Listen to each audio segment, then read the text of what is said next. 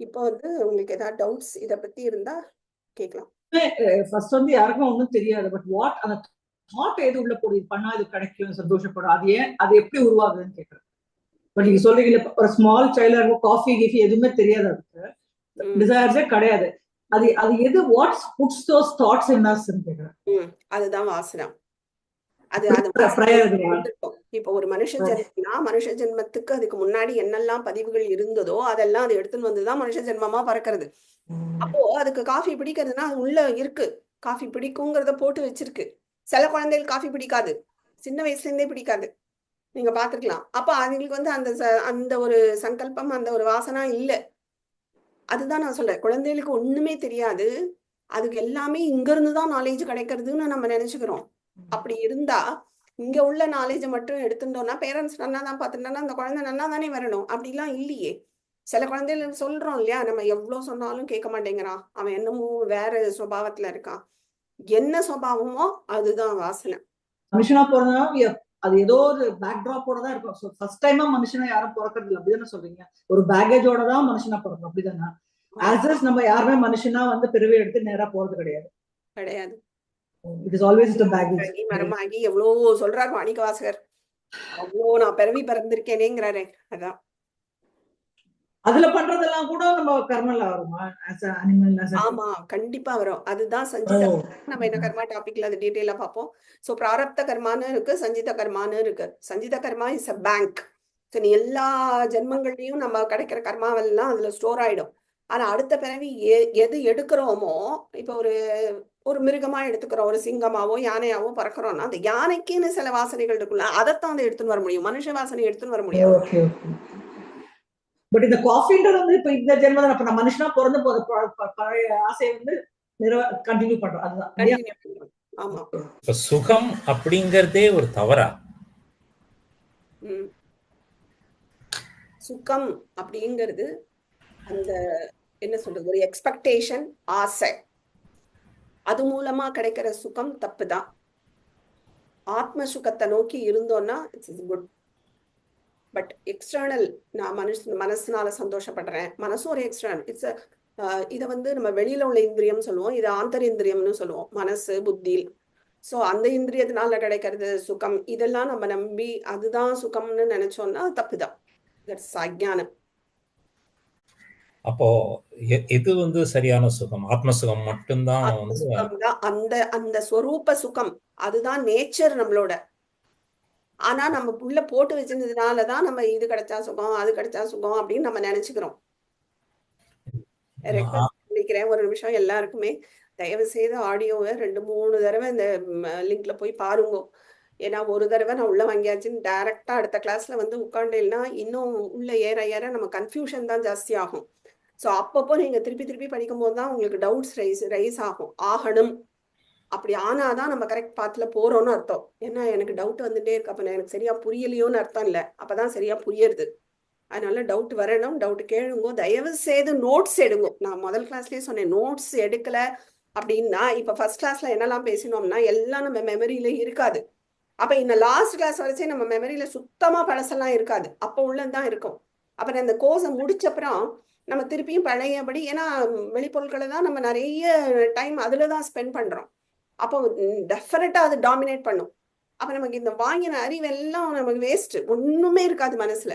So நீங்க notes இது வரைக்கும் எடுக்கலைன்னா கூட தயவு செய்து ஒரு நோட்டு போட்டு முன்னாடி ஃபர்ஸ்ட் வீடியோலேருந்து நீங்க கேட்டு நோட்ஸ் பாயிண்ட்ஸ் எழுதி வச்சுக்கோங்க. அப்படின்னாதான் உங்களால ரீகலெக்ட் பண்ண முடியும். எப்ப வேணும்னாலும் நீங்க அந்த பாயிண்ட்ஸை பார்த்துட்டேன்னா உங்களுக்கு கனெக்ட் ஆயிடும். ஸோ 2-3 தடவை கேளுங்க. இந்த அடுத்தது வந்து இந்த எக்ஸ்டர்னல், அதாவது வெளி பொருட்கள்ல இருந்து சுகம் ஏற்படுறது அப்படிங்கிறது சொன்னோம். அதுல இருந்து நம்ம டிட்டாச்மெண்ட் வந்துடலாம். கொஞ்சம் இன்னும் ஆக போக போக அந்த உண்மை அறிவை, அந்த அஜ்ஞானம் ஞானம் ஆகும் போது அதை நம்மளுக்கு உணரத வந்துடும். அதே சமயம் உள்ளுக்குள்ள இருந்து இப்பொழுது ஆரோக்கியம் அப்படின்னு எடுத்துட்டேன்னா அதுக்கு உண்டான யோகாசனமோ இல்ல பயிற்சியோ எடுக்கும்போது அது சுகம்ங்கிற ஒரு அனுபவம் எனக்கு ஏற்படுறது. அதுல வந்து என்ன பலன்னு எனக்கு தோணல. என்ன கொஞ்சம் ஆழ்ந்து சிந்திக்கும் போது இந்த ஆரோக்கியம் வந்து நன்னா இல்லைன்னா உடம்பு கெடுதல் ஆகும், அதை வந்து கெடுக்காம இருக்கக்கூடிய ஒரு வாய்ப்பு, ஒரு சாதனம் தான் இந்த ஆரோக்கியம் அப்படின்னு நினைச்சுண்டு அதுல இருந்து வரக்கூடிய ஒரு அனுபவம் அது சுகம் தானா இல்லை அது சுகம் இல்லையா அப்படின்னு ஒரு என்ன சுகம்னு எடுத்தோம்னா சுகத்தை விட்டுணுங்கிறோம். அதனால வந்து அந்த சுகம் இல்லைன்னு நான் நினைக்கிறேன். அது பேசிக் நீங்க சொன்ன மாதிரி ஒரு பேசிக் நீட்ஸுக்கு அது உண்டான ஒரு சாதனமா தான் நம்ம எடுத்துக்கணுமா? ஆ ஸோ நீங்க இப்ப யோகா பண்றீங்கன்னு வச்சுக்கோங்களேன். அதுதான் சொல்லுவா என்னன்னா, இப்போ என்ன சொல்லுவோம், முள்ளால எடுக்கணும். அது மாதிரி இந்த யோகா பண்ணணும்னா நமக்கு அந்த பண்றதுக்கு முதல்ல கொஞ்சம் நமக்கு ஹெல்த் இருக்கணும். அப்பதான் யோகா பண்ணி அதை இம்ப்ரூவ் பண்ணிக்க முடியும். அதே மாதிரி இந்த ஞானத்துக்கும் நமக்கு முதல்ல சில இருக்கணும் ஞானம். அதை வச்சுட்டு நம்ம இம்ப்ரூவ் பண்ணிக்க முடியும். இப்ப நம்ம வாங்குற வைராக்கியம், நித்திய அறிவு இதெல்லாம் வந்து அந்த ஆத்ம ஞானத்துக்கு இதெல்லாம் ஹெல்ப் பண்ணும் இல்லையா? இது வந்து ஆத்ம ஞானம் கிடையாது, பட் இதெல்லாம் ஸ்டெப்ஸ். ஸோ இந்த அறிவை போட்டு அந்த அறிவை வாங்குறோம். அப்போ அதே மாதிரி நீங்க யோகாலையும் நீங்க ஒரு ஆரோக்கியத்தை போட்டுட்டு நீங்க ஆரோக்கியத்தை இன்னும் பெருசு பண்ணிக்கிறோம். அப்போ நீங்க பெருசு பண்ணும்போது அதுல நீங்க அட்டாச்மெண்ட் இல்லாம பண்ணணும். இது எனக்கு வயசு, இதை குறைச்சிடும், எனக்கு வந்து இதை சரி பண்ணிடும், இந்த வியாதியை சரி பண்ணும், இந்த மாதிரி ஒரு எக்ஸ்பெக்டேஷன் இல்லாம நீங்க யோகாவை யோகா பண்ணணும் நான் பண்றேன் அவ்வளவுதான். அதை தாண்டி யோசிக்கவே கூடாது. பலன் இல்லாம மாதிரி பண்ணா இட்ஸ் கரெக்ட். அதுல வர்றது அந்த ஆத்ம திருப்தி, ஒரு திருப்தி வருதே. இந்த பாவத்துல பண்ணினா வரக்கூடியது ஆத்ம திருப்தி. நம்ம என்ன பாவத்துல பண்றோங்கிறது தான் அங்க முக்கியம். நான் உடம்பு மெலிஞ்சாதான் எனக்கு ஆத்ம திருப்தியே அப்படின்னு நினைச்சிட்டோம்னா அந்த பாவம் வேஸ்ட், அது சுகம் இல்ல. ஆத்ம சுகம் போல ஆத்ம துக்கமும் உண்டா? ஆத்மாக்கு வந்து ஆத்மா சுகஸ்வரூபம் தான். அஸ்து. அது நாம போட்டுக்கிற சங்கல்பம் நமக்கு கொடுக்கறது. அரியன் ஈஸ்வர சுகம், ஆத்ம சுகம் அண்ட் மெட்டீரியல் சுகம், இந்த மூணுத்துக்கும் இன்னொரு வாட்டி டிஃபரன்ஸ் எக்ஸ்பிளைன் பண்ண முடியுமா? நான் ஏன் கேக்குறேன்னா, லாஸ்ட் கிளாஸ்ல எனக்கு நீங்க வந்து ஒரு கீதையில இருந்து ஒரு இது சொன்னேன். லைக் அவ வந்து ஏதோ அர்ஜுனன் வந்து ஏதோ சொல்லி புரியல அவனுக்கு. அப்புறம் கிருஷ்ணர் வந்து விஸ்வரூப தர்ஷனம் எடுத்து 1000 தலை. அது எனக்கு அது கேட்கிறப்போ எனக்கு அழுகு வந்துச்சு. எனக்கு வந்து எனக்கு பக்தி இருக்குன்னே தெரியாது இதுக்கு முன்னாடி. பெருசா நான் அத்வைத்தம்க்கு வந்ததே எனக்கு கடவுள் நம்பிக்கை பெருசா இல்ல. அதனாலதான் அதை தேடி தேடி தேடி ஸ்பிரிச்சுவாலிட்டி வந்து அத்வைத்தம் கண்டுபிடிச்சதே அதுதான் ஸ்டார்டிங். பட் எனக்கு பக்தி இருக்குன்னே எனக்கு தெரியாது. But that day I cried. So அது அப்போ எனக்கு ப்ரீவியஸ்லி அது இம்ப்ளான்டட் ஹாப்பினஸ்லாம் கிடையாது. அது ஒரு கொஸ்டின். இப்போ இந்த கொஸ்டின் இந்த வியூல உங்களுக்கு ஏதோ ஒண்ணு கேட்கும் போது நீங்க கனெக்ட் ஆயிட்டீங்க. சோ அந்த இடத்துல உங்களோட இந்திரியம், உங்க புத்தி, மனசு எல்லாம் ஒரு இடத்துல ஒடுங்கி போயிடுது. அப்ப வந்தது ஆத்ம சுகம் தான். அந்த ஆத்ம சுகத்தை தான் நீங்க வந்து என்ஜாய் பண்ணிருக்கீங்க, அல்லது அதுதான் கண்ணீரா வந்திருக்கு. அப்போ அதுவும் ஆத்ம சுகம் கிடையாதுல்ல. அப்போ அதுக்கும் இப்போ நம்ம கொஞ்சம் முன்னாடி கேட்ட ஒரு லிஸ்ட் எழுத சொல்லி எதெல்லாம் உனக்கு ஹாப்பினஸ் கொடுக்கணும். அப்போ ஒரு மேடம் சொன்னா எனக்கு வந்து என் பசங்க சந்தோஷமா இருந்தா கொடுக்கணும். அந்த ஹாப்பினஸ்க்கும் நீங்க சொல்லி நான் வந்து அந்த 1000 தலை அது அந்த விஸ்வரூபம் எடுத்த அந்த ஒரு இமேஜ்னால வந்து அழுகைக்கும் எனக்கு டிஃபரன்ஸே தெரியல. எனக்கு ரெண்டுமே சேம் தான். அது தப்புனா இதுவும் தப்புன்னு தான் தோணுது, இல்ல அது சரினா இதுவும் சரின்னு தோணுது. எது அந்த பகினி சொன்னது உங்களுக்கு வந்தது?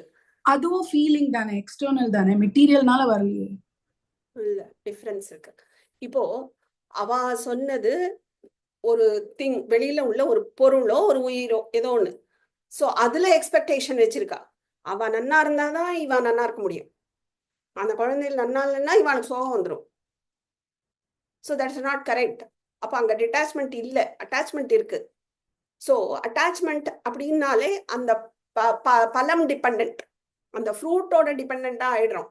அப்ப அந்த குழந்தை நல்லா இருந்தாதான் இவளுக்கு சந்தோஷமாவே இருக்க முடியும். ஏதோ ஒண்ணு சின்ன டிஸ்டர்ப் பண்ணா கூட இவாளை ரொம்ப டிஸ்டர்ப் பண்ணும். ஆனா இதுவும் வெளிப்பொருட்கள் தான், வெளிப்பொருளோ ஒரு உயிரோ. பட் அந்த அட்டாச்மெண்டோட இருக்கா. ஸோ அட்டாச்மெண்டோட இருக்கும்போது கண்டிப்பா அஃபெக்ட் பண்ணும். அது வந்து சுகத்தையும் கொடுக்கலாம், துக்கத்தையும் கொடுக்கலாம். பட் இந்த சுகம் இப்போ நீங்க எக்ஸ்பீரியன்ஸ் பண்ணது ஒன்லி ஆத்ம சுகம். அந்த கண்ணீர் வந்து சோகத்தினால வரல, ஒரு எக்ஸ்ட்ரசி இல்லையா? So there is a lot of difference. இது பலம் டிபெண்ட். இதுல பலம் என்ன டிபெண்ட் இல்லையே. அந்த ஒரு ஃபிராக்ஷன் ஆஃப் செகண்ட்ல உங்க இந்திரியம் எல்லாம் அப்படியே ஒடுங்கி எடுத்து சந்தோஷம் வருது. அந்த ஒரு மனசு வந்து ஈஸ்வரனோட கனெக்ட் ஆயிடுது. இவாளோடதை எடுத்துண்டா அந்த குழந்தைகள் சந்தோஷமா இருக்கும்போது நீங்க கேட்கலாம், இவாளுக்கும் அந்த மனசு கனெக்ட் ஆகுது இல்ல, அதனால தானே சந்தோஷம் வருதுன்னு. ஆனா துக்கமும் அதே மாதிரி வருமே. ஆத்ம சுகத்தை தான் அனுபவிக்கிறா, நான் இல்லைன்னு நான் சொல்லல. ஆனா வெளியில வர அந்த ஆத்ம சுகம் அந்த சின்ன ஹோல் வழியா தான் வருது. அப்ப அந்த ஹோல் வந்து அடுத்த அந்த பையனுக்கோ பொண்ணுக்கோ ஏதாவது ஒரு கஷ்டம் வந்துருதுன்னா திரும்ப பிளாக் ஆயிடும். திருப்பி அவளுக்கு எப்ப சுகம் வருதோ அப்பதான் அந்த ஸ்கிரீன் விளையாடுது, இவ அனுபவிக்கிறது ஆத்ம சுகம் தான், நான் இல்லைன்னு சொல்லல. பட் ஆத்ம சுகத்தை தான் நம்ம எப்பவுமே அனுபவிக்கிறோம். ஆனா நம்ம வெளியில் பொருட்களை டிபெண்ட் ஆயிடுறோம். அந்த பொருள் கிடைச்சாதான் எனக்கு சந்தோஷம், அவ ஹாப்பியா இருந்தாதான் நான் சந்தோஷங்கும் போது ஆத்ம சுகம் வந்து ஒரு சின்ன ஹோல் வழியா அப்பப்போதான் வெளில வருதுன்னு சொல்றேன், சங்கல்பம் இருக்கிறதுனால. பக்தியும் அப்படிதானேன்னு நான் கேக்குறேன். பக்தி அப்படிதான், நான் இல்லைன்னு நான் சொல்லல. பட் பக்திக்கும் இதுக்கும் நிறைய டிஃபரன்ஸ் இருக்கு. பக்தி நம்ம ஈஸ்வரனோட கனெக்ட் பண்ணிக்கிறோம். அப்ப நமக்கு பாவமே மாறி போயிடும். அந்த ஈஸ்வரன் தான் எல்லாம் அப்படிங்கும் போது கர்மயோகத்தை இன்னும் நம்ம நன்னாவே செய்வோம். கர்மாவை கர்மயோகமா பண்ணுவோம். பட் ஒரு பையன் மேலேயோ ஒரு பொருள் மேலேயோ நம்ம ஆசை வைக்கும் போது அது கர்மயோகத்துக்கு யூஸே ஆகாது. ஒண்ணு வந்து நீங்க சொன்னீங்க அந்த எக்ஸசைஸா பண்ணணும்னு. பட் இப்போ வந்து எனக்கு பேக் பெயின் அப்படிங்கிறதுனால அந்த டாக்டர்கிட்ட போனதுனால அவங்க எக்ஸசைஸ் பண்ணாதான் இது வந்து பர்மனன்ட் ரெக்கவரி. அதாவது இதுக்கு நான் மெடிசின்ஸ் எல்லாம் கொடுத்து இதுக்கு சர்ஜரி எல்லாம் கிடையாது, எக்ஸசைஸ் பண்ணிட்டே வந்தா you can strengthen your back அப்படின்னு சொன்னாங்க. ஸோ அது வந்து பண்றது வந்து நம்ம ஒரு அது நம்ம ஹெல்த்தியா இருந்தாதான் நம்ம எதுவுமே பண்ண முடியும். அதாவது கொஞ்சம் பேக் பெயின்லாம் இல்லாம இருந்தாதான் எனக்கு கோவில் போறது ரொம்ப ஆசை. ஆனா அது பேசிக்கா அதுவே தடைப்படுறது, பிளஸ் பெருமாளுக்கு பண்றதெல்லாம் தடைப்படுறதுங்கிறதுனால அது நான் பேசிக்கா ஹெல்த் இம்ப்ரூவ் பண்ணணுங்கிறதுக்கு பண்றேன். அது வந்து ஒரு பலன் எதிர்பார்த்துதான், but not for personal gain. அது வந்து அல்டிமேட்டா I want to go visit temples and என்னோட டெம்பிள் விசிட்ஸ் எல்லாம் தடைப்பட்டு போறதுங்கிற வருத்தத்துல சரி இதை பண்ணா நமக்கு ஒரு at least I will be beneficial in the long run, எனக்கு கொஞ்சம் பெருமாள் ஆத்லையாவது சேவிக்க முடியும் அப்படிங்கிற இதுல பண்றேன். ரெண்டாவது குவெஸ்டின் வந்து எல்லாருக்கும் வந்து பண்ணிடுறேன். இப்போ இதுல நீங்க வந்து சொல்றேன், நான் யோகா பண்றதே ஒரு பலத்தை டிபெண்ட் பண்ணி தானே பண்றேன். ஏன்னா எனக்கு அது வந்து நான் வேற எதுக்கோ யூஸ் பண்ணிக்கிறேன், நல்ல விஷயத்துக்கு தானே யூஸ் பண்ணிக்கிறேன். நீங்க என்ன விஷயத்துக்கு வேணாலும் யூஸ் பண்ணிக்கலாம். பட் அது மேட்டர் கிடையாது. நீங்க பழத்து ஃப்ரூட்டுக்கு போயாச்சுனாலே உங்களுக்கு எப்பவுமே அந்த சந்தோஷத்தை கொடுக்குங்கிற கேரண்டியே கிடையாதுங்கிறேன். அது உங்களுக்கு துக்கத்தையும் கொடுக்கலாம். தெரியாது, நமக்கு பழம்னு போயிட்டோம்னா அது நம்ம கையில கிடையாது. அது ஈஸ்வர சங்கல்பம். நடக்கலாம், நடக்காம இருக்கலாம். நிறைய பேருக்கு நடந்திருக்கலாம், நமக்கு மட்டும் நடக்காம இருக்கலாம். இல்ல யாருக்கும் நடந்திருக்காது, நமக்கு நடக்கலாம். எப்படி வேணா இருக்கலாம். லாம் தான் அது. நம்ம அது ஷேரா சொல்லவே முடியாது. அப்ப நீங்க அதுல டிபெண்ட் ஆகாம இத பண்ண சொல்லியிருக்கா, நான் பண்றேன். ஆட்டோமேட்டிக்கா நமக்கு கிடைக்கும். கண்டிப்பா கிடைக்கும். இப்ப நீங்க அட்டாச்மெண்ட் வச்சுட்டேன்னா உங்க பாவமே மாறி போறதுனால கண்டிப்பா கர்மபலன் வரும். ஓகே. இப்ப எல்லாருக்குமே நிறைய பேர் நம்ம குரூப்ல இருக்கிற வாழ்க்கையே கூட இருக்கும். நீங்க ஆசை வந்து ரொம்ப ஆசையை வளர்த்துக்கிறது அப்படிங்கிறது ஆசையை கட் பண்ணுங்கோ, அப்படிதான் பேஸ் பண்ணி சொல்றோம். ஆனா சில பேருக்கு, நிறைய பேருக்கு இன்ஃபேக்ட் கொஞ்சம் வயசானவாள்லாம் ஒரு 40-45 வயசு தானாலே கோவில் போறதுல நிறைய ஆசை வரும். எல்லாம் இந்த பெருமாளை சேவிக்கலாம், இந்த திவ்ய தேசம் போலாம், அந்த பெருமாளை சேவிக்கலாம், அந்த பெருமாள் இவ்வளவு அழகா இருக்காரு. இந்த உபன்யாசத்தெல்லாம் கேட்டு அவெல்லாம் சொல்றச்சே ஆஹா இந்த பெருமாள் சேவிச்சானா அப்படி தோன்றது இல்லையா? அது வந்து எதுல சேரும்? அது வந்து உங்களோட பக்தியை இம்ப்ரூவ் பண்ணும். இந்த மாதிரி பஜன், ஒரு உபன்யாசம் கேட்கறது, இல்ல சத் சங்கம் அட்டன் பண்றது, இல்ல நீங்க வெளியூர் இந்த மாதிரி பில்கிரிமேஜ் போறது, இல்ல ஒரு கங்கா ஸ்நானம், இந்த மாதிரி பண்ணறது எல்லாம் நம்மளோட பக்தியை இம்ப்ரூவ் பண்ணும். அது பக்தி எப்படி வில் லீட் டு திஸ் நித்திய பாவம்ங்கிறது ஒரு பெரிய ஒரு ஃப்ளோ சார்ட்டே இருக்கு. நம்ம அதை பின்னாடி பார்ப்போம். சரியா? ஸோ அது வந்து இதுக்கு ஹெல்ப் பண்ணும், நான் இல்லைன்னு சொல்ல மாட்டேன். பட் இதுவே டெஸ்டினேஷன் கிடையாது. ஓகே. இல்ல அது வந்து கரெக்டா அந்த மாதிரி ஆசை வச்சுக்கிறது கரெக்டாங்கிறதுக்கு தான் நான் கேட்டேன். ஆசை வச்சுக்கிறது ஆசைன்னா அந்த மாதிரி இந்த கோவில் போனோம் அந்த கோவில் போகணுங்கிறது ஒரு புஷ் இருந்துட்டே இருக்கும். இந்த கோவில் போனோம் அந்த கோவில். நீங்க வந்து ஆசையா அதை வளர்த்துக்க கூடாது. எதையுமே நீங்க ஆசையா வளர்த்துட்டேன்னா சப்போஸ் நிறைவேறலன்னா you have to come back. அதுவும் கர்மா தானே. அப்போ கர்ம யோகமா நீங்க பண்ணணும். இது போங்கிறது ஒரு தாட், அவ்வளவுதான். அதோட பட் ஈஸ்வரன்கிட்ட விடணும் நினைக்கிறேன். நீ வர வச்சேன்னா வரேன். பாவமோ புண்ணியமோ ஒட்டாது இல்ல. ஆமா ஆமா ஓகே. இப்ப நான் ஒரு வேலையை முடிச்சிட்ட பிறகு ஒரு சந்தோஷம் வருது, அது ட்ரிகரா இல்ல ஆத்ம சுகமான்னு முதல்ல தெரியும். இது பண்ணறது உங்களுக்கு சுகம் கிடைக்கிறது, ஒரு வேலை செய்யும் போது சுகம் கிடைக்கிறது, அது ஆத்ம சுகமா இல்லையான்னு கேட்கிறேன் இல்லையா?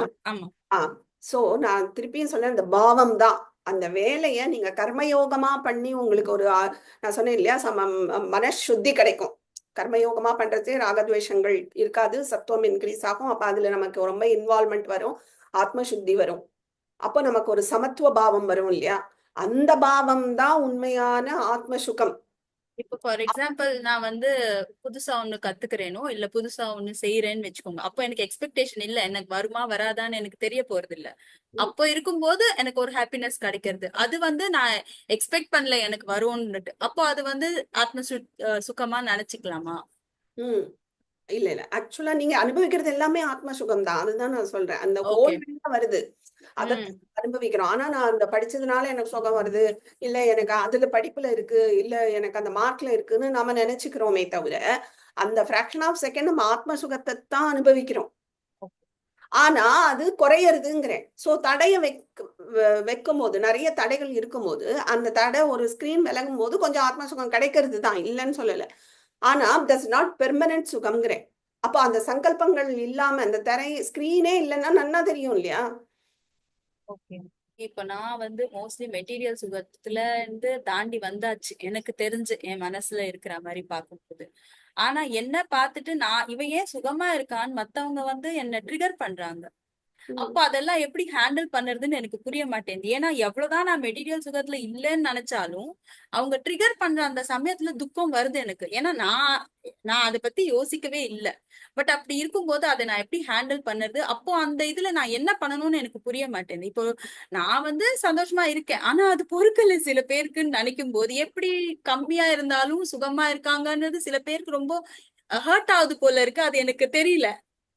அப்ப நீங்க வந்து பின்னாடி பேக்கப்ல இருக்கு, யாருமே உங்களை வந்து சந்தோஷமா இருக்கேன்னு நினைச்சிடக்கூடாது. இல்ல குருஜி, இது ஆப்வியஸா பண்றாங்க, ஆப்வியஸா பண்றாங்க. ஆப்வியஸா பண்றாங்க, அது ஆ அப்ப உங்களை அஃபெக்ட் பண்றது இல்ல. பண்ணல குருஜி, பட் ஆப்வியஸா நம்ம இப்ப என்னன்னா அவங்க பின்னாடி பண்ணிக்கிட்டாங்கன்னு அது அஃபெக்ட் பண்ணாது. பட் வார்த்தை மூலியமா என்ன வந்து குத்துறா மாதிரி செய்யறதோ இல்ல சில விஷயம் அந்த பேக்ரவுண்ட்ல தான் அவங்க பண்றாங்கன்னு தெரியுது எனக்கு. அதான் அப்படி சரி, நீங்க என்ன சொல்ல வரீங்கன்னா, இப்ப அதுக்கு ஒரு லௌகிக்கமா சொல்லுவா, இன்னும் ஹஸ்பண்ட் கோவமே பட ஆமாமா, என் ஹஸ்பண்ட் வந்து தூங்கும் போது கோவமே பட மாட்டாரு. தட் இஸ் நாட் இது இல்ல. சரி, எப்ப நம்ம எல்லாரும் நம்மள சீண்டுறாலும் அப்ப கோவப்படாம இருக்கிறது தானே. நான் தூங்கும் போது கோவமே பட மாட்டேன்னு சொல்றது பெருமை கிடையாது. அது மாதிரி நான் ஒரு நிமிஷம், கோவத்துக்கு சொல்லல, ஒரு நிமிஷம். சோ அது மாதிரி நீங்க வந்து பின்னாடி பேசினா எனக்கு ப்ராப்ளம் இல்லைங்கிறீங்க, அது யாருக்குமே ப்ராப்ளம் கிடையாது. முன்னாடி பேசும்போது நம்ம எப்படி இருக்கோங்கிறது தானே நம்மளோட அந்த மெச்சூரிட்டி லெவலை காட்டுறது. அப்போ முன்னாடி சொல்லும் போது நான் அஃபெக்ட் ஆயிட்டேன்னா, நான் என்கிட்ட சில ப்ராப்ளம் இருக்கு, சங்கல்பம் இருக்கு, யாரும் என்ன சொல்லிட்டா எனக்கு அஃபெக்ட் ஆகுதுங்கிற ஒரு ஸ்கிரீன் இருக்கு, அதை நான் எடுக்கணும். சொன்னா சொல்லிட்டு போறா. நம்ம இப்பதான் நிறைய படிச்சிருக்கோம், நித்திய அனித்தியத்தை பத்தி படிச்சிருக்கோம், சரி அனித்தியம். அப்ப அவ சொல்லாம இருந்தாதான் எனக்கு சுகம் வருங்கிற ஒரு சுகம் நம்ம பேசிக்கா மைண்ட்ல இருக்கு. என்ன சொல்லிட்டா நான் துக்கப்படுவேன்னா அப்ப சொல்லாம இருந்தாதான் எனக்கு ஃபைனா ஃபீல் பண்ணுவேன். என் முன்னாடி சொல்லாதீங்க, பின்னாடி சொன்னா எனக்கு பரவாயில்ல, அப்படி இருக்க கூடாது இல்லையா? இல்ல குருஜி, நான் வந்து அஃபெக்ட் ஆகிறது இல்ல. சோ அவங்க என்ன பண்றாங்க, அடுத்த லெவலுக்கு போறாங்க. I don't want them to do that ன்னு தான் சொல்றேன். ஐ அம் நாட் கெட்டிங் அஃபெக்டட். அந்த கண்ட்ரோல் உங்கள்ட்ட இருக்கா? அவளை இருக்கு குருஜி. போக விடாம இருக்கிற கண்ட்ரோல் உங்கள்ட்ட இருக்கா? இல்லையே, ஆனா அவங்க போறாங்க. அவங்க போறாங்க, அந்த கண்ட்ரோல் நம்மகிட்ட கிடையாது. ஆமா. நாம எப்பவுமே இன்னொருத்தர கண்ட்ரோலே பண்ண முடியாது. ஓகே. நாம நம்மள மட்டும் தான் கண்ட்ரோல் பண்ணிக்க முடியும். அந்த ஒரே ஒரு கண்ட்ரோல் தான் நம்ம கிட்ட இருக்கு. நம்ம அதைத்தான் நம்ம பார்க்கணுமே தவிர அவங்கள நான் கண்ட்ரோல் பண்றேன், அவங்க இப்படி பேசாம நான் பாக்குறேன்னா நம்மளால முடியாது. கண்ட்ரோல். பட் நான் எதுக்கு இதை கேட்டேன்னா, ஒரு ஸ்டேஜ்ல எவ்வளவுதான் நம்ம வந்து அடக்கி வச்சாலும் நம்மளுக்கும் ஒரு சமயத்துல கஷ்டம் வரதான் செய்யுது. அது எப்படி அவாய்ட் பண்ணறதுன்னு தான் கேக்குறேன். அதுக்குதான் நம்ம மெச்சூரிட்டி இன்க்ரீஸ் பண்ணிக்கணும்னு சொல்றேன். பண்ணதான் உங்களுக்கு அந்த மெச்சூரிட்டி இன்க்ரீஸ் ஆகும்போது, நமக்கு இதுக்கு முன்னாடி சின்ன இது கூட நம்மள அஃபெக்ட் பண்ணிருக்கோம், இப்ப கொஞ்சம் பெட்டர் ஆயிருப்போம். எஸ். அப்ப நம்ம மெச்சூரிட்டி கூடின்னு வருது. ஓகே, அது நமக்கு இன்னும் சரியா. தேங்க்யூ. குடும்பத்துல இருக்கும்போது நம்ம வந்து இது நாள் வரைக்கும் ஐயோ குழந்தை நல்லா இருக்கணும், ஃபார் எக்ஸாம்பிள் கல்யாணம் ஆகணும், குழந்தை பிறக்கணும், குழந்தைக்கு உடம்பு சரியில்லைன்னா அது நல்லா ஆகணும் இப்படின்னு தான் நம்ம ஆசைப்படுறோம், வேண்டிக்கிறோம். அது சம்பந்தமா ஒரு ஸ்லோகம் சொல்லுன்னா சொல்றோம், ஒரு கோயில் போகணும்னா போறோம். அதெல்லாம் அந்த ஆசை கூட வைக்க கூடாதா? இது கோவிலுக்கு போறதுக்கா? இல்ல கோயிலுக்குன்னு இல்ல, எந்த ஒரு கஷ்டம் வந்தாலும் நம்ம அந்த சாமி கிட்ட போறோம், என் பொண்ணுக்கு சீக்கிரம் கல்யாணம் ஆகணும்னு ஆசைப்படுறோம், ஒரு ஆசை வருது. குழந்தைக்கு உடம்பு சரியில்லை, அந்த குழந்தை நல்லா ஆகணும்னு ஆசைப்படுறோம். அதெல்லாம் ஆல்ரெடி இருக்க ஆசை நம்மளுக்கு. நல்லா ஆகணும்னு நினைக்கிறது இட்ஸ் குவைட் நார்மல். நம்ம எல்லா உயிருக்குமே நம்ம அதை நினைப்போம், தட்ஸ் ஃபைன்.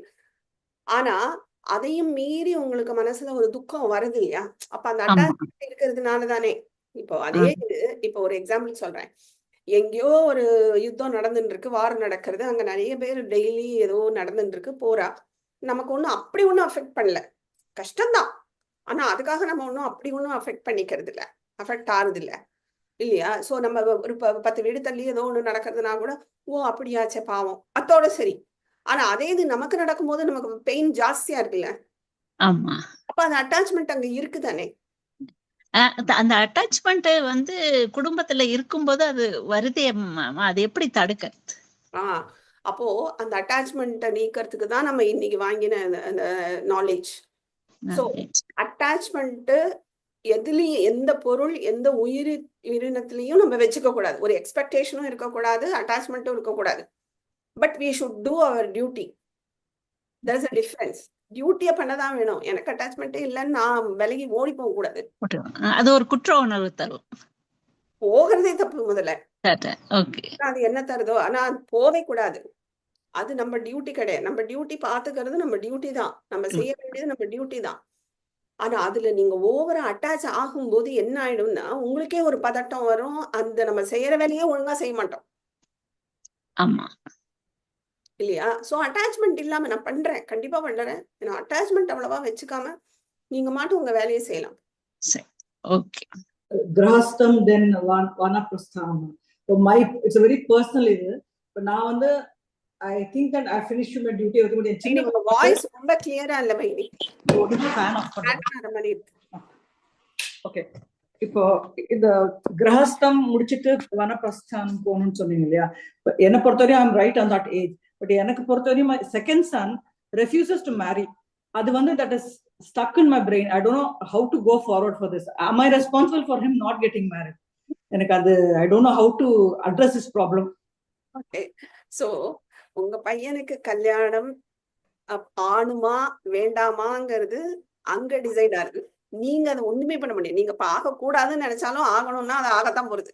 இல்ல நீங்க ஆகணும்னு நினைச்சா கூட ஆக வேண்டாம்னு இருந்ததுன்னா நீங்க என்னதான் தலைகளாலும் ஆக போறது இல்ல. இல்ல மை சிச்சுவேஷன் அது கிடையாது. எனக்கு வந்து கட்டினாலும் சரி கட்டாட்டாலும் சரி, பட் என்ன சுத்தி இருக்கவங்க, எங்க பேரண்ட்ஸ், ஃப்ரெண்ட்ஸ், யார் எந்த விசேஷம் கரெக்ட் பண்ணாலும் அவனுக்கு பாக்கறான் இல்லையா, அவன் தான் வேணாம் சொல்றான், நீ பார்க்க மாட்டியா, நீ பார்க்க மாட்டேன்னு. அது வந்து எனக்கு ஹேண்டில் பண்ண இட்ஸ் பியாண்ட் மீ. ஒரு பாயிண்ட் ஆஃப் சோ எமோஷனல். யாருன்னா அடிச்சுனாலும் அழுதுணும்னு தோணுது. அது என்ன பண்றது? How to I just withdraw? அவன் கட்டினா கட்ட அந்த நிலையில நான் இருக்கேன். பட் சுத்தி இருக்க வந்து விடமாட்டேன்றான் அந்த நிலையை கண்டினியூ பண்றதுக்கு. How to handle it? Correct. அது வந்து சொசைட்டி ப்ரெஷர். ஸோ நீங்க அதை வந்து அட்டாச்மெண்ட் அதை நீங்க கவலையே பட வேண்டாம். நம்ம தான் இவ்வளவு நாள் பார்த்தோம் இல்லையா, எல்லாமே அனித்தியம். ஸோ அவ சொல்றத நம்ம எதுக்கு பெருசா எடுத்துக்கணும்? அது என்ன அஃபெக்ட் பண்றதுனாலே அங்க ஏதோ என்கிட்ட ஒரு எதிர்பார்ப்பு இருக்கு, இவங்க அதெல்லாம் கேட்கக்கூடாது, இவ கேட்கறதுக்காகவாது என் பையன் கல்யாணம் பண்ணிக்கணும், ஏதோ ஒண்ணு நம்ம உள்ள போட்டு இருக்கோம். நார்மலான்ற அவன் கட்டாட்டா ஐம் ஓகே விட்டு இந்த நான் நினைச்சுக்கிறேன் நார்மலா. அந்த ஸ்டேஜ்க்கு நான் வந்துட்டு அவன் கட்டினாலும் சரி கட்டாட்டும் சரி அவன் சந்தோஷம் இருந்த போது நான் நினைச்சுக்கிட்டேன். அது கரெக்ட். அது கரெக்டா? அதுதான் கேக்குறேன். Again can I proceed further in my life without any blocks? அதுதான் correct. you should not force. Okay pressure கொடுக்க கூடாது. It's fine. நடக்கணும்னா எப்படி வேணா அது நடக்கத்தான் போகுது. on his behalf நான் கஷ்டப்பட வேண்டாம். அவன் தனியா இருப்பான், அவனை யாரு பார்த்துப்பா, அதெல்லாம் வந்து நான் எடுத்துக்க கூடாது. it is not my karma. It's like he has to leave it. ஆமா. Okay thank you. அதான் நம்ம இந்த மாந்தா இவர் ஜடவரதர் கதை பார்த்த மாதிரி தான். அப்புறம் நம்ம வேலை கிடையாது, பண்ணணும்னா நான் பண்ணி வைக்கிறதுக்கு ready. So my duty and my this thing is அவனுக்கு பெரியனா ஆக்கியாச்சு, சாப்பாடு கொடுத்தாச்சு, வளர்த்தாச்சு, படிச்சாச்சு, அவன் வேலையில இருக்கான். அவ்வளவுதான். That is my duty over. அவ்வளவுதான். Thank you for giving us karma relief. நமக்கு தெரியாது. நமக்கு நடக்குமா நடக்க வேண்டாங்கிறதுலாம் நம்ம கையிலயும் கிடையாது. நீங்க தலைகீழ நின்னா கூட அது நடக்க வேண்டாம்னு இருந்தா நீங்க நடத்தியே காட்ட முடியாது. தேங்க்யூ. இது நிறைய பேருக்கு அடுத்த ஜெனரேஷன், என் பையனுக்கு குழந்தை பிறக்கல, பொண்ணுங்க குழந்தை இதெல்லாம் இருக்கு. சோ இவா கோயில் கோயிலா போறது விடுதலை இருக்கலாம், பண்ணி வந்தா எனக்கு சந்தோஷம். வரலைனாலும் ஃபைன். அந்த மனோபாவம் அக்செப்ட். அவனுக்கு கர்மா என்னன்னு நமக்கு தெரியாது. நாம அதை உள்ள போய் நோண்டவும் முடியாது, நம்ம கண்டுபிடிக்கவும் முடியாது. ஸோ என் சைட்ல இருந்து நான் ஏதாவது பண்ணணுமா, அதை நம்ம அஸ்ட்ராலஜர் யார்ட்டையாவது கேட்போம். அந்த அஸ்ட்ராலஜியும் நான் ரொம்ப நம்பணும்னு நான் சொல்ல மாட்டேன். என் சைட்ல இருந்து நான் ஏதாவது பண்ண வேண்டியிருந்தா நான் பண்ணிக்கணும். பகினி, எண்ணங்களுக்கு வலிமை இருக்கு, அது கரெக்ட் தானே பகினி? ஆமா, கண்டிப்பா. அதனாலதான் மந்திரம் ஜெபிக்கிறது, ஒரு கோயிலுக்கு போனா இவ்ளோ நிறைய மந்திரங்கள் ஜெபித்து அந்த இதை கொடுக்குறாங்க அதுக்கு. அதே மாதிரி வீட்டுக்கு வர்றப்ப பாத்தீங்கன்னா ஒரு கண்டனன்ஸ் போயிட்டு வந்தா கால் நல்லா வாஷ் பண்ணிட்டு வா அப்படின்னு அம்மா சொல்லுவாங்க. அதே மாதிரி ஒரு நல்ல கோயிலுக்கு போயிட்டு வந்தா நல்ல வைப்ரேஷனோட வரீங்க, அப்படியே வாங்க அப்படின்னு சொல்றாங்க. இதுக்கும் அதுக்கும் சம்பந்தம் இருக்கு இல்லைங்களா பகினி? எதுக்கும் கேக்குறேன். இப்ப நான் சொல்றேன் இல்லைங்களா, ஒரு கண்டலன்ஸ் போயிட்டு வந்துட்டா அங்க நீ நல்லா வாஷ் பண்ணிட்டு வா, நல்லா குளிச்சுட்டு வீட்டுக்குள்ள வரணும், அந்த நல்ல வைப்ரேஷனோட நீ வரணும், எல்லாத்துக்கும் எஃபெக்ட் ஆகும் அப்படிங்கிறது உண்மையா இல்லையா பகினி?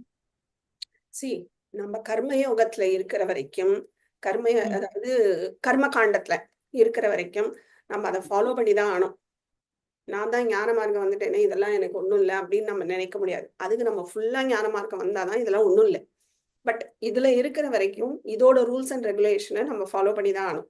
அப்போ ஒரு கண்டோலன்ஸ் இதுக்கு போயிட்டு வந்தோம்னா அது ரிஷிகள் சொல்லியிருக்கா, பெரியவா சொல்லியிருக்கா, பரம்பரையா அது வருது, நம்ம ஃபாலோ பண்ணிட்டு இருக்கோம். ஸோ அதனால நீங்க ஸ்நானம் பண்ணிட்டு குளிச்சுட்டு உள்ள வருதுங்கிறது நம்மளோட இதுல இருக்கு கஷ்டம். அதை நம்ம பண்ணிதான் ஆனோம். ஸோ இதுல நம்ம வேதாந்தத்தை நுழைக்க முடியாது. ஏன்னா நம்ம இந்த இதுல தான் இருக்கோம். So we have to follow that, இல்லையா? ஸோ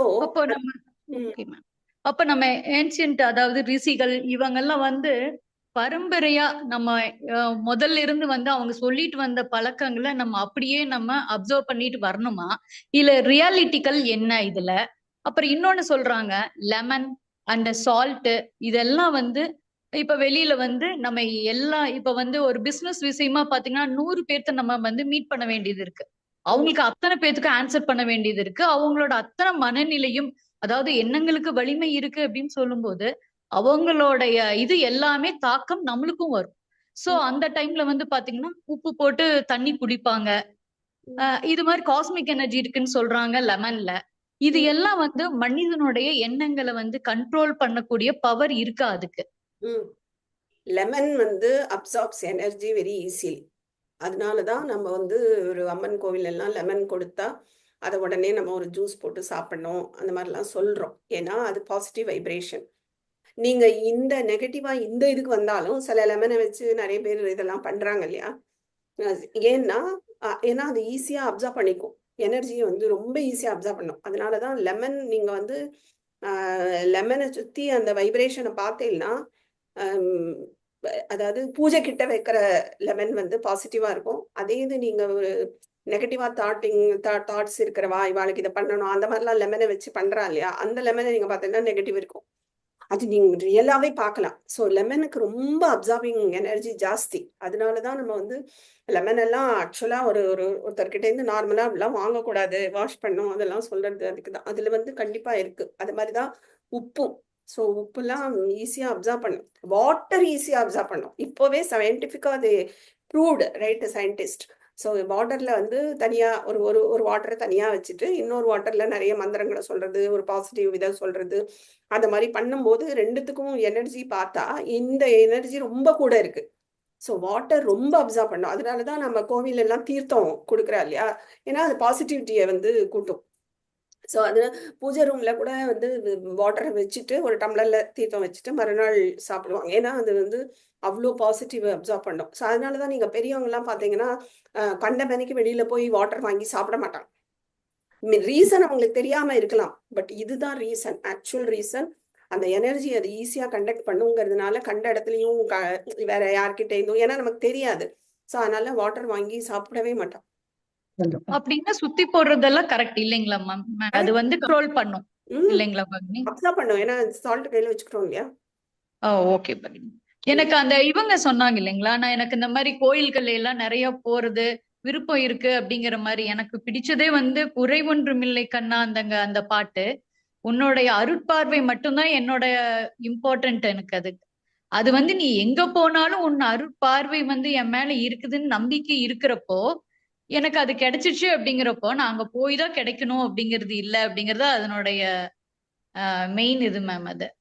அது கொஞ்சம் நல்லா இருக்கு அப்படின்னு ஃபீல் பண்ணேன். அதே மாதிரி பாத்தீங்கன்னா அழகு அப்படிங்கிறது எல்லாத்துக்குமே ஒண்ணுதானே மேம். ஒரு அழகான ஃப்ளவர்ஸ் பார்த்தேன்னா எல்லாத்துக்குமே அது பிடிக்கும் இல்லைங்களா?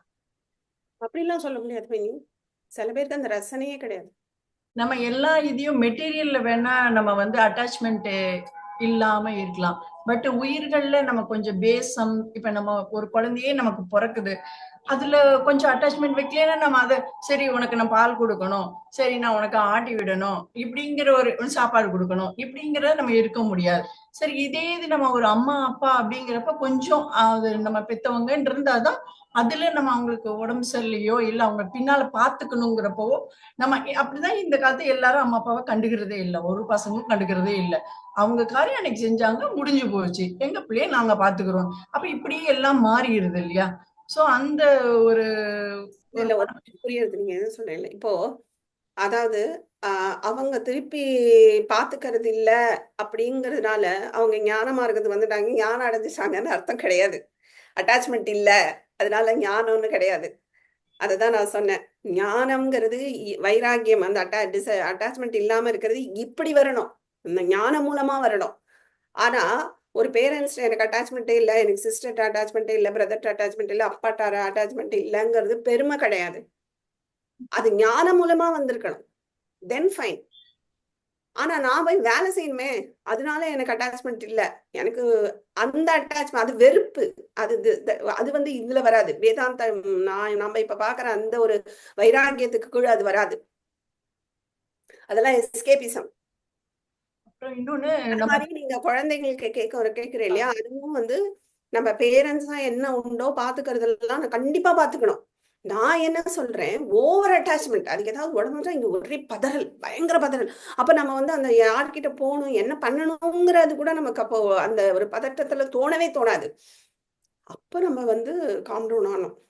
ஓகே அப்படின்னா அதான் நமக்கு புரியவே செய்யும், என்ன பண்ணணுங்கிறதே வரும். ஸோ நம்ம அந்த அட்டாச்மெண்ட் வந்து நம்ம கண்ணை மறைக்கும், ரொம்ப அட்டாச்சா இருக்கிறது.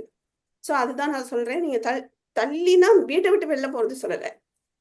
இதுல நம்ம வந்து டிஸ்டன்ஸ் கீப் அப் பண்ணிட்டு வெளியில இருந்து பாருங்க, அப்பதான் உங்களாலையும் நல்லாவே பண்ண முடியும், பெர்ஃபார்ம் பண்ண முடியும். இல்ல அந்த உயிர்களோடையும் கொஞ்சம் வந்து நம்ம பிறக்கும்போ ஒரு குழந்தை இன்னைக்கு பிறந்ததுன்னா கொஞ்சம் எல்லாரும் கொஞ்சம் ஹாப்பி ஆயிரும்.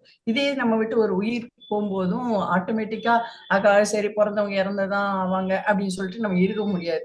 அப்ப அதோட தாக்கம் கொஞ்சம் இருக்கதான் இருக்கும். சில சமயம் நம்ம கடமையே செய்யறப்ப இப்ப ஒரு குழந்தையே இருக்கு, படிக்கலைங்கிறப்போ நம்ம ஒரு திட்டுறோம், இது பண்றோம், இதுக்கு நமக்கு திட்டுனா அதுக்கு கிடைக்கும், நாளைக்கு அது நீ அன்னைக்கு திட்டுனது தானே, அன்னைக்கு அடிச்சது தானே அப்படின்னு சொல்லிட்டு அது நம்மகிட்ட இதாகுது. சோ அப்ப அந்த இடத்துல சரி நீ படிச்சது உனக்கு கிடைக்கும்னா கிடைக்கும்பா அப்படின்னு நம்ம இருக்க முடியாதுல்ல.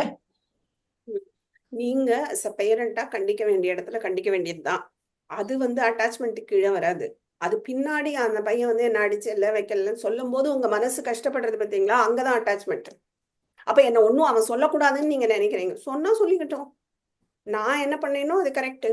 இல்ல நான் வருத்தப்படல, பட் எனிவே நம்ம அது வந்து எனக்கு சரியா தானே பண்ணணும், சரியா பண்ணது எப்படி ரிசல்ட் ஆனா தப்பாதான் கிடைக்குது சில எப்படி இப்படி கிடைக்கலாம், அந்த கொஸ்டின் எப்படி கிடைக்கல கிடைக்குதுங்கிறது ஒரு இப்படி கிடைக்கிறதுங்கிறது ஃபீல் ஆறுது இல்ல.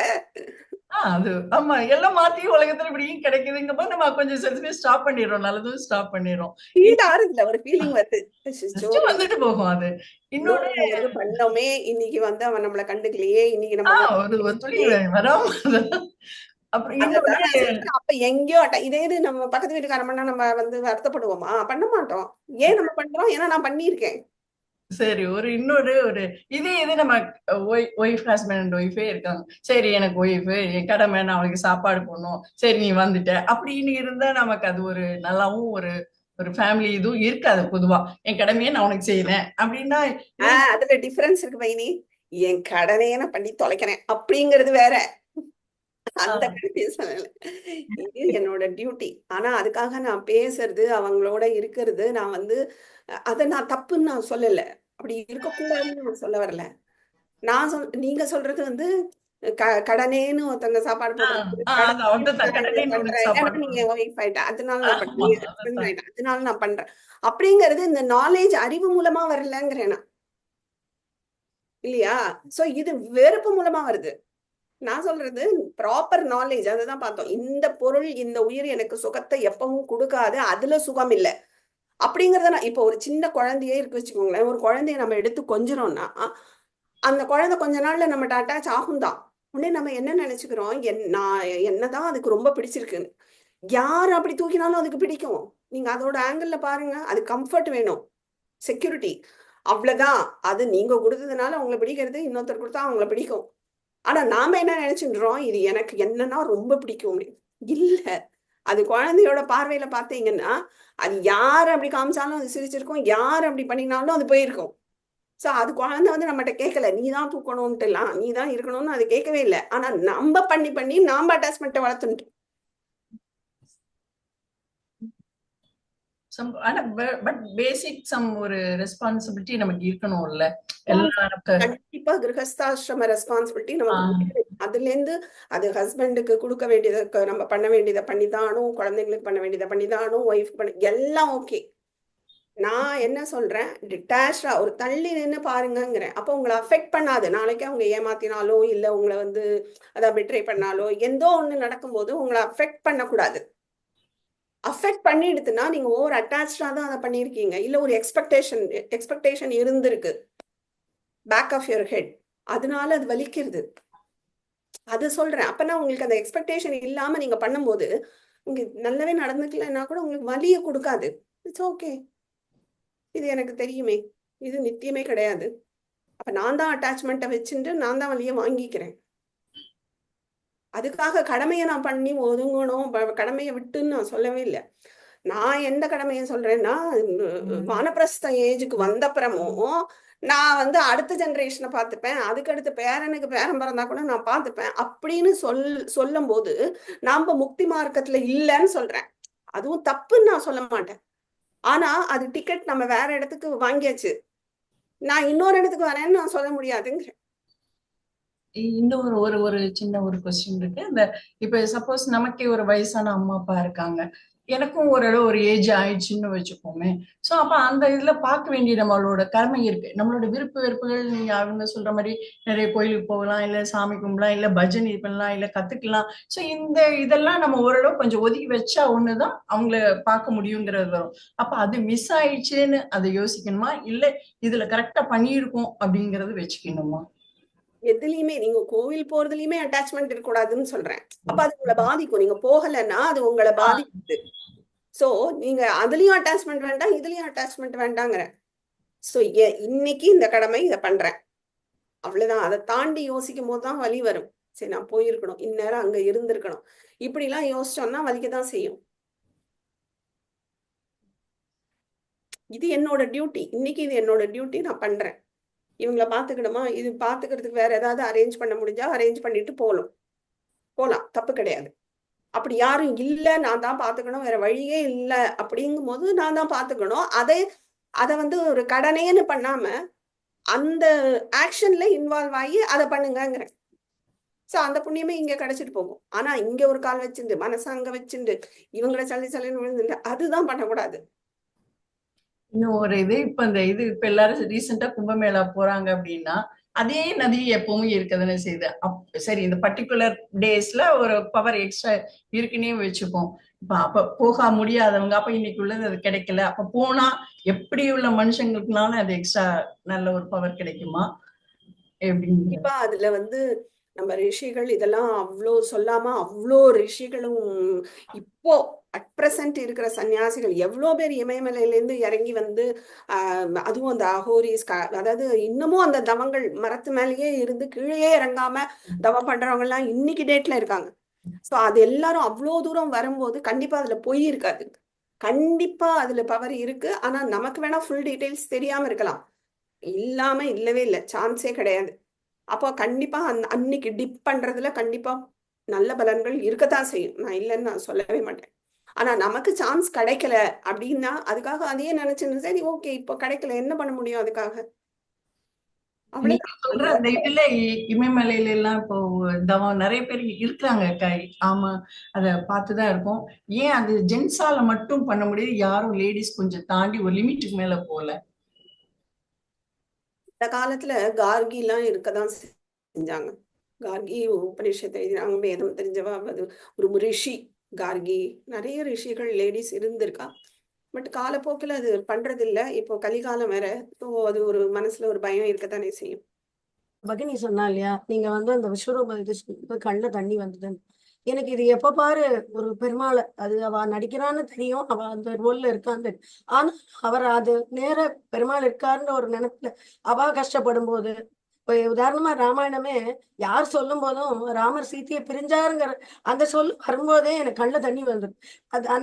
அது வந்து எல்லா புராணத்திலையும் இப்ப நரசிம்மர் தூணை விட்டு வெளில வராது ஒரு சீன் வந்ததுன்னா அப்படியே நான் நிஜமா அப்படியே நான் எங்க இருக்கேன்னே எனக்கு தெரியாது. அப்படியே அந்த நரசிம்மரே மெருவு வந்துட்டு இருக்க. இந்த மாதிரி ஒரு எமோஷனல் ஆறுது நல்லதா கெடுதலா? ஈஸ்வர தரிசனம்ங்கும் போது நமக்கு கனெக்ட் ஆயிடுத்துன்னா நமக்கு அந்த இடத்துல நமக்கு இந்திரியங்கள் மனசெல்லாம் ஒடுங்கி நம்ம அதோட நம்ம கனெக்ஷன் பயங்கரமா இருக்கும். அப்பதான் நமக்கு இந்த மாதிரி நடக்கும். அப்போ அது தப்பே கிடையாது. ஈஸ்வர தரிசனத்துல கிடைக்கும் போது அது வந்து தப்பு கிடையாது. இது வந்து ஒரு ஒரு எக்ஸ்ட்ரஸி. அப்போ நீங்க அனுபவிக்கிறது அந்த ஆத்ம சுகத்தை தான் அனுபவிக்கிறேன். நான் ஒரு 30 வருஷமா சுந்தரகாண்டம் படிக்கிறேன். அந்த சுந்தரகாண்டத்துல நான் படிச்சுதான் படிக்கிறேன், அதே சேம் ஸ்டோரி தான் படிச்சுட்டு இருக்கும். ஆனாலும் அந்த லைன் எல்லாம் வரும்பொழுது அது ஆஞ்சநேயர் கஷ்டப்படும் போது நானும் கஷ்டப்படுறேன். நான் அது அந்த எமோஷன் நம்ம அந்த அந்த இடங்கள்ல எல்லாம் நம்ம ஆத்ம சுகம் வந்து அந்த தீபம் மாதிரி பிரகாசமா வருது. அதைத்தான் நம்ம அனுபவிக்கிறோம். அப்புறம் அனுதர்ஷனம்னு ஒண்ணு சொன்னேன், அது எனக்கு சத்து புரியல. அந்த லாஸ்டா அது சொன்னேன் அனுதர்ஷனம் அப்படின்னு. திருப்பி திருப்பி அந்த தோஷங்களை நம்ம வந்து எக்ஸிக்யூட் பண்ணிட்டே இருக்கிறது. அப்பதான் அதுல இருந்து நம்ம டிட்டாச் ஆக முடியும். அதுதான் அதுல அந்த பொருள்லயோ அந்த இதுல நம்ம எதுல ஆசை வைக்கிறோமோ அதுல தோஷங்கள் இருக்குங்கிறத நம்ம வந்து அது பின்னாடி இப்ப சுகமா இருந்தாலும் பின்னாடி துக்கத்துலதான் கொண்டு விடுங்கிற ஒரு நாலேஜை நம்ம திருப்பி திருப்பி அந்த அதுதான் அனுதர்ஷனம், திருப்பி திருப்பி பாக்குறது. சோ அப்படி இருந்தாலே நமக்கு அட்டாச்மெண்ட் டிஸ்அட்டாச்மெண்ட் ஈஸியா வரும். வேற ஒண்ணு. சாந்தி மந்திரம் சொல்லுங்க. सर्वे भवन्तु सुखिनः, सर्वे सन्तु निरामयाः, सर्वे भद्राणि पश्यन्तु, मा कश्चित् दुःखभाग् भवेत्. ओम शांति शांति शांतिः. ओम गुरुभ्यो नमः. हरि ओम. धन्यवाद भगिनी. धन्यवाद.